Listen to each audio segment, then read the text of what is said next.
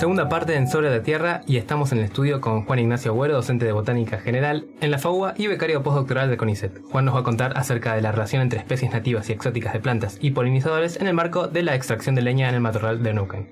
Gracias por estar acá. No, al contrario. Bienvenido. Gracias por invitarme. Primera vez, ¿no? En Sobre la Tierra. Primera vez en la radio también, cualquier radio, así que Bien. linda experiencia. Esperemos que Tranquilo, sea... ¿no? Voy a disimular por lo Se menos. te ve tranquilísimo. Esperemos que sea una de muchas. Bueno, para arrancar la entrevista, ¿nos podrías contar un poco sobre la importancia entre las relaciones entre plantas y polinizadores en general y en particular en el ecosistema que trabajaste vos? Perfecto, bueno, las relaciones planta-polinizador ocurren cuando algún polinizador, sea una abeja, una mosca, si una mariposa visita una planta, va a buscar algún recurso, puede ser polen, néctar, incluso capaz uno menos común como aceites, Mira. y se lleva una recompensa, ¿no? Que puede utilizar obviamente para cumplir su ciclo de vida. Y a cambio de eso, accidentalmente va llevando a cabo ese animal el proceso de polinización, que es necesario obviamente para la reproducción de las plantas. Para tener un valor de la importancia que tiene, más del 87% de las plantas con flor dependen de polinizadores para su éxito reproductivo. Así que esta relación es fundamental para la conservación de la biodiversidad. Y en particular, ¿nos podés contar un poco del ecosistema en el matorral? Vos trabajaste en el matorral, que es en Neuquén. ¿Nos podrías Perfecto. contar un poco? Bien, este es un trabajo que realizamos en contacto con la Universidad de Río Negro y a modo introductorio, o sea, en las interacciones planta-polinizador hay disturbios que ya se han estudiado mucho, que dos se destacan, es la modificación del hábitat, o sea que las pueden disturbar negativamente, y también la invasión de otras especies exóticas, otros polinizadores exóticos. Y el matorral era muy interesante para estudiar un poco esta dinámica de ambos factores, porque el matorral tiene especies endémicas, es una comunidad, que está en el norte, sí, a lo largo, de la cordillera, norte más de la Patagonia, presenta una gran diversidad de plantas que dependen de polinizadores para su reproducción, y ha sido invadida por 3 especies de abejas invasoras, la abeja de la miel, y 2 especies de abejorros, Bombus terrestris y Bombus ruderatus. Que estas son exóticas. Son exóticas, sí, no son de nuestro continente. Otra cualidad que tienen estas comunidades es que no pueden ser modificadas por la legislación, o sea, tenemos que aplicar un uso de manejo sustentable. Entonces, era interesante, o sea, se está estudiando qué alternativas sí garantizan una obtención para nosotros de algún producto, pero que también garantizan su conservación. Entonces, podíamos jugar un poco con estudiar la dinámica de un disturbio con la interacción de las abejas invasoras. Allí vive gente. Son áreas, los matorrales norpatagónicos, que están cercanas a áreas urbanas, y es muy común que la gente extrae leña, sí, obviamente para su beneficio. Entonces, el disturbio que simulamos en distintos sitios de matorral, en parcelas experimentales que limitamos, eran eso, distintas intensidades de nivel de cosecha de leña. Claro. ¿Sí? Medio que estamos entrando en la idea del estudio. ¿Nos podrías contar cuál fue la meta, lo que se propusieron con este estudio? Perfecto. Nosotros, lo que simulamos de manera experimental en distintas parcelas, en distintos sitios, era justamente distintas alternativas de manejo, dadas por distintos niveles de cosecha de leña. Claro, esto que contabas. Y queríamos ver cómo se afectaba esto al componente de las plantas, ¿sí? Principalmente la densidad de flores que producen, y por otro lado cómo respondían los polinizadores nativos y exóticos a este disturbio. Cuando decías las plantas, son las nativas y las exóticas también. También, claro, porque lo que falta comentar eso, que hay una hipótesis muy interesante que dice que los disturbios pueden favorecer obviamente a las especies exóticas, que son muy hábiles para captar recursos que se liberan. Cuando uno, por ejemplo, ralea un bosque, pueden proliferar esas especies. Y también se ha estudiado que estas especies de plantas exóticas forman vínculos positivos con abejas invasoras. Entonces, como que ambos factores se retroalimentan. Entre ellos se entienden. Exacto. Exótico con exótico. Exacto. Planta y polinizador. Se llevan mejor. Entonces, se favorecen ambas invasiones. Un poquito antes de entrar a los resultados, me gustaría saber cómo es que es tu trabajo a campo. Me imagino vos ahí como muy quieto para no espantar a los bichos, y tenés muy poco tiempo también para decir, es este. Sí, y aparte que son estudios que lo hicimos a nivel de comunidad. Yo trabajo, lo realicé con una amiga mía que es Carolina Cowling, que muestrábamos de mañana hasta la tarde, íbamos todas las semanas al campo y vos vas muestrando, justamente elegís cada individuo de cada especie de planta y censás durante un tiempo determinado qué insectos van. Obviamente los tenemos que capturar para posterior determinación, y ahí uno va estableciendo esas relaciones o te aproximas a ver esa relación. No, también me imagino que vos con el tiempo se va afinando el ojo, pero al principio debe ser como, es un montón, ¿no? Hay que mirar muchas cosas al mismo tiempo, sí, estar bajo el sol. Exacto.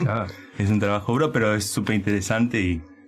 Pero esto es parte de lo que fue tu doctorado. Exacto. O sea que debes haber estado mucho tiempo ahí. Sí, vivía... años. Sí, fueron 4 años que viví más, en realidad, porque fue un año de preparación antes. Yeah. Vivía mitad de año cerca de los campos, ya por Bariloche, y mitad del año acá, porque también daba clases, así que era... Y procesar datos o insectos. Exacto. O determinar, ¿no? Qué insectos Sí. sean. Bueno, podríamos entrar un poquito en los resultados. ¿Nos podrías contar un poquito más? Perfecto. Bueno, lo que encontramos del lado de las plantas fue que había una respuesta de la densidad floral muy representada por el grupo de plantas. Es decir, los árboles vimos que la intensidad de cosecha no aumentaba, su densidad de flores. En los arbustos ya vimos un patrón positivo, es decir, a mayor raleo, mayor producción de flores. Y el grupo que mejor respondió fueron las herbáceas nativas. Es decir, los arbustos también eran nativos y los árboles también. Que esto era un poco, lo podemos entender porque según el estrato, el recurso que falta es luz. Entonces, al ralear uno abre, ingresa luz y obviamente las herbáceas son las primeras en responder de manera positiva, y luego los arbustos y luego los árboles. Bien.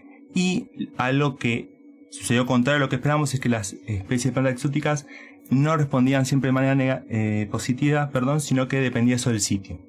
Y del lado de los visitantes lo que encontramos es que, bueno, de las abejas invasoras, la abeja melífera no tuvo una respuesta consistente. Sí tuvimos un incremento a mayor intensidad de cosecha de los abejorros exóticos, a pesar de que las plantas exóticas no siempre respondían de manera positiva. Y esto lo que vimos es que al favorecer ese recurso nativo, los abejorros exóticos lo utilizaban igual.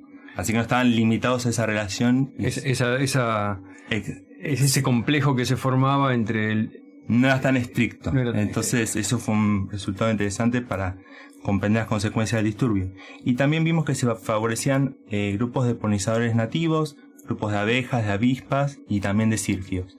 Ya habíamos estudiado también coleópteros, hormigas y otro grupo de moscas que no eran los sírfidos, y ahí ya las respuestas no eran tan consistentes, dependían según el mes que muestreáramos o el sitio. ¿Qué son los sírfidos? Los sírfidos son un grupo de moscas que se llaman las moscas de las flores.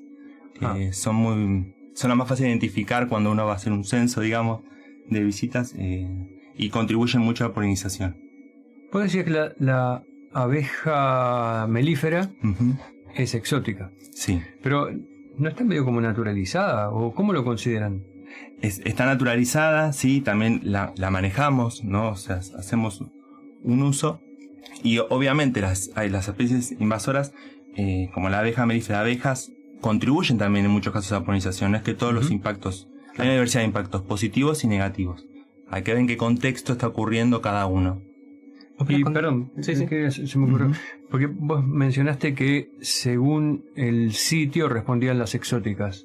Las plantas, sí. Las plantas exóticas, exacto. Sí. ¿Y qué diferenciaban esos sitios entre sí? ¿Por qué en unos sí y en otros no? Muy interesante la pregunta. Sospechamos que tiene que ver con la historia de uso, porque las especies de plantas exóticas respondieron de manera más positiva en los sitios que tuvieron antes más disturbios, que tuvieron ganado, tuvieron fuego, y que ahí claramente había un legado que iban dejando eso y que las estuvo favoreciendo. O sea que de alguna manera tenía que ver, no era la intensidad de disturbio, sino la historia de disturbio, pero con la aparición de las exóticas. Exacto.